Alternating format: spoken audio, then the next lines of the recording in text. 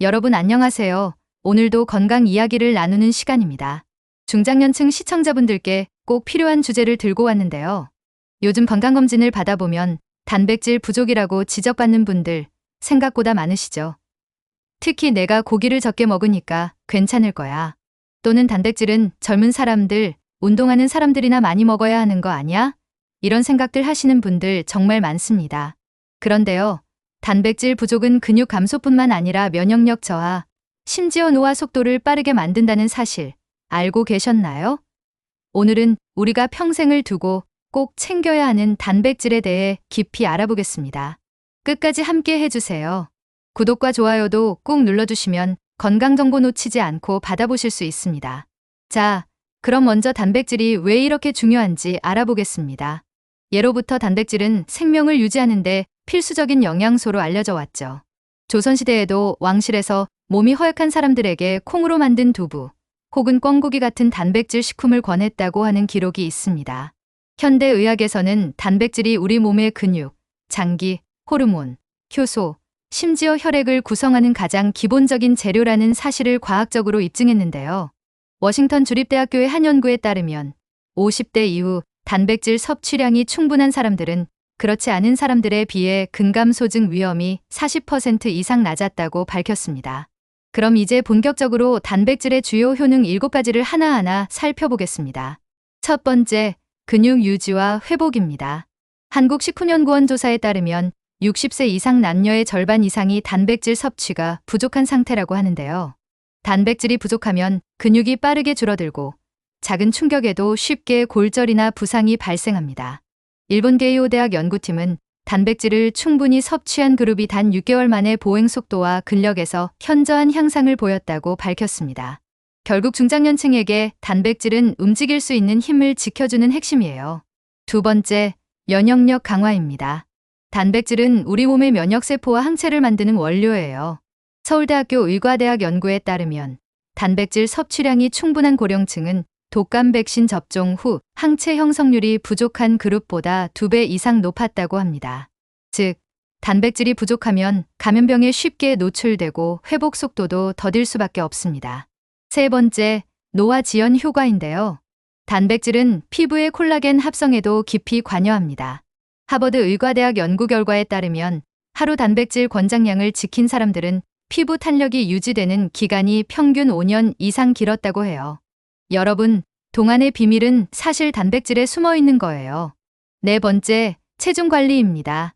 단백질은 소화가 느려 포만감을 오래 유지시켜주는데요.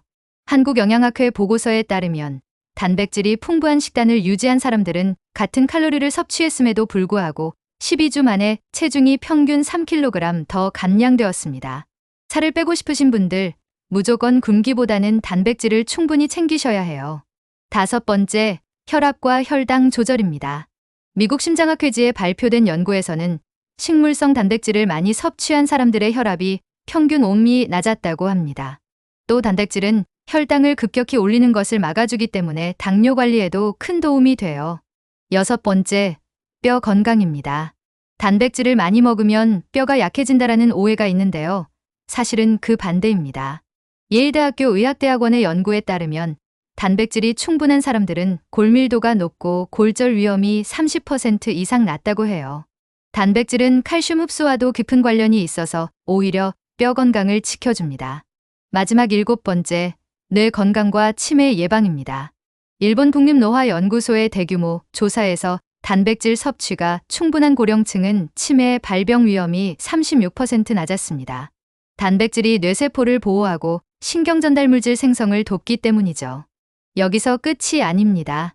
단백질을 먹을 때 최고의 궁합 음식 5가지를 알려드릴게요. 첫 번째는 콩과 두부입니다. 식물성 단백질의 대표이자 이소플라본이라는 성분이 함께 들어있어 심혈관 질환 예방에도 도움이 됩니다. 두 번째는 달걀이에요. 달걀 흰자는 흡수율이 거의 100%에 가까운 최고의 단백질 식품으로 불립니다. 세 번째는 연어입니다. 단백질뿐 아니라 오메가3 지방산이 풍부해 뇌 건강과 심혈관 건강에 탁월한 효과를 줍니다. 네 번째는 닭가슴살과 채소 조합이에요. 채소에 들어있는 비타민C가 단백질 대사를 원활하게 도와줍니다. 다섯 번째는 우유나 요거트입니다. 단백질과 칼슘이 함께 들어있어 뼈와 근육을 동시에 지킬 수 있습니다. 반대로 최악의 궁합 음식 5가지도 있습니다. 첫 번째, 과도한 알코올입니다. 알코올은 단백질 합성을 방해해 근육 회복을 늦춥니다. 두 번째, 가공육이에요. 햄, 소시지 같은 음식은 단백질이 있긴 하지만 나트륨과 포화지방이 너무 많아 오히려 해롭습니다. 세 번째, 탄산음료입니다. 인산 성분이 칼슘 흡수를 방해해 단백질의 뼈 강화 효과를 무력화시킵니다. 네 번째, 지방이 과다한 음식이에요. 튀김 음식과 단백질을 함께 먹으면 소화 흡수가 더뎌지고 체내 염증 반응이 증가할 수 있습니다. 마지막 5번째, 고당도 디저트입니다. 단백질과 설탕이 결합하면 당화 반응이 일어나 피부 노화를 촉진시킬 수 있어요. 그렇다면 단백질 섭취에서 특별히 주의해야 할 대상자는 누구일까요? 흡연자는 단백질 대사가 떨어지기 때문에 더 많은 단백질이 필요하고요. 당뇨 환자는 단백질이 혈당을 안정시키는데 도움이 되지만 신장 기능이 약한 경우 과다 섭취는 피해야 합니다. 또 고령층은 단백질 흡수력이 떨어져 더 많은 양을 섭취해야 합니다. 서울아산병원 연구팀은 70대 이상 노인의 경우 일반 성인보다 단백질 권장 섭취량을 20% 이상 높여야 한다고 밝혔습니다. 마지막으로 보안법과 주의사항 알려드릴게요. 단백질은 하루 권장량이 체중 1kg당 1g 정도인데 한 번에 다 먹기보다는 아침, 점심, 저녁 3끼로 나눠 드시는 게 좋습니다. 단백질 보충제를 드실 때는 알레르기 여부를 확인하시고 신장질환이 있으신 분들은 반드시 의사와 상담하셔야 합니다. 오늘 내용 정리해 드릴게요.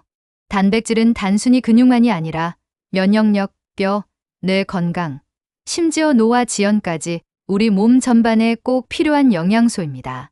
좋은 궁합 음식과 함께 드시고 나쁜 궁합 음식은 피하셔야 해요. 무엇보다 꾸준히 적절히 챙겨 드시는 게 중요합니다. 오늘 영상이 도움이 되셨다면 구독과 좋아요 꼭 눌러주시고 주변 소중한 분들께도 공유해주세요. 다음 시간에도 더 깊이 있는 건강 이야기를 전해드리겠습니다. 감사합니다.